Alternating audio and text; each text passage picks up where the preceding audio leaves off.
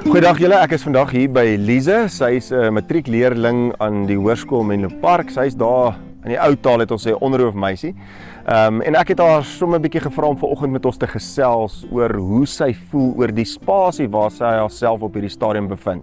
Hulle het sopas 'n matriekafskeid gehad. Dis nou so 'n week breek voordat hulle nou verder gaan met die studies en als vir die eindeksamen. So hulle neem afskeid, maar hulle is nog nie in 'n nuwe spasie nie. Hulle is nog steeds by die skool, hulle moet nog steeds 'n eksamen skryf en daar lê baie dinge vir hulle voor. En ek dink dit maak 'n mens baie keer onseker. Hoe voel jy, Lise? Hoe beleef jy dit?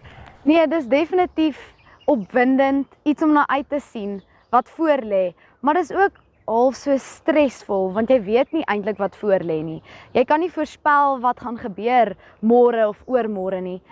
Ja, baie van ons het kering nou al.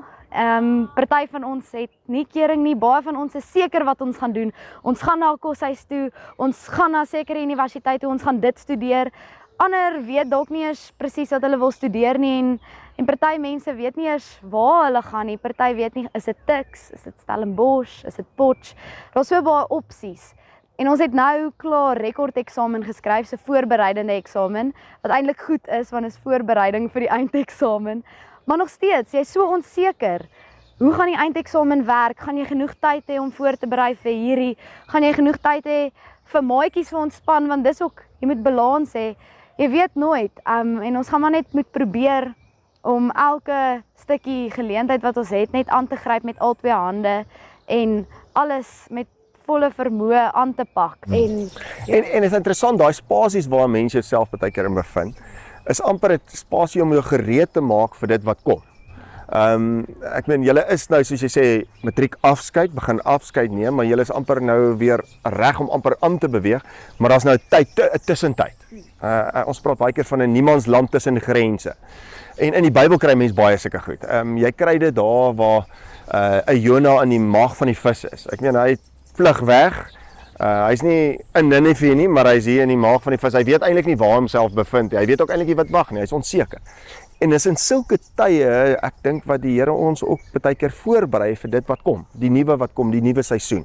Een van die baie goeie voorbeelde is daai gedeelte in Johannes 20 vers 17 as Jesus aan Maria verskyn na sy opstanding vir die eerste keer en dan verskyn hy aan haar en dan wil sy hom vashou. Dan sê hy vir haar, moet my nie vashou nie. En ek sê vir haar, moet my nie aanraak nie, want jou aanraak is 'n vashou. Jy wil dit wat ons gehaat het terugkry. En dit is baie keer wat ons doen, as jy baie onseker is, wat doen ons? Ons trek laer en ons wil amper teruggaan na ons sekuriteite toe, dit wat ons beleef. Want daar het ons, voel ons veilig en in daai tyd is ons seker wat ons ken die omstandighede. Maar ons kan nie groei sonder verandering nie. Ons kan nie groei sonder daai tree wat ons neem nie. En ek dink baie keer die Here gebruik ook hierdie spasies, want is nodig, daai spasie wat jy amper in limbo is, om ons voor te berei. En ek dink in hierdie tyd, veral vir julle ook, vir die eksamens wat voor lê en als in hierdie tussentyd, moet 'n mens net onthou, God is daar, hy help ons ook in hierdie tussentyd, en hy help ons om voor te berei vir nuwe seisoene wat kom. En ek dink in almal van ons se lewe, of dit nou in jou huwelik is, waar jy in 'n tussentyd is, of jy nou in jou besigheid 'n tussentyd is, ons almal het op 'n stadium sulke liminale spasies, tussen grense in niemandsland. Gebruik ook daardie tyd, om reg te maak vir die keuses wat dalk gaan kom, vir die nuwe seisoene wat gaan kom. Maar wees ook seker dat jy nie alleen is in daai spasie nie. Daar waar Jona in die maag van die vis is God ook by hom. Kom ons bid saam. Ons dierbare God, Hemelse Vader, ons sê vir U dankie dat ons op U kan vertrou. Dankie dat ons mag weet dat U ook by ons is in hierdie tussentyd, in hierdie niemandsland partykeer in ons lewens, hierdie fases wat ons het, oorgangsfases, waar ons tussen grense is. Dankie dat ons mag weet dat U ons ook in daardie tyd help om ons voor te berei op dit wat kom. Heer, want U ken daardie spasie. Jesus Christus wat aan 'n kruishout hang tussen hemel en aarde. En Here, omdat ons weet dat U daardie spasie ken, dat U ons nie sal alleen laat in hierdie spasies wat vir ons baie onseker is nie. Daarom wil ons bid vir elke matriekleerling, vir elke persoon, elke mens wat hom op hierdie stadium in daai spasie bevind. Staan U hulle by en help hulle om voor te berei vir die seisoen wat kom. Ons bid dit in Jesus se naam alleen. Amen.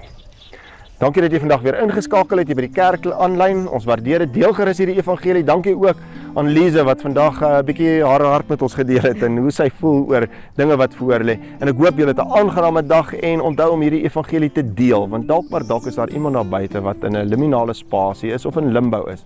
Net nodig het om te besef dis ook partykeer nodig om daai spasie se tyd te gebruik om voor te berei vir die nuwe wat kom. Tot 'n volgende keer.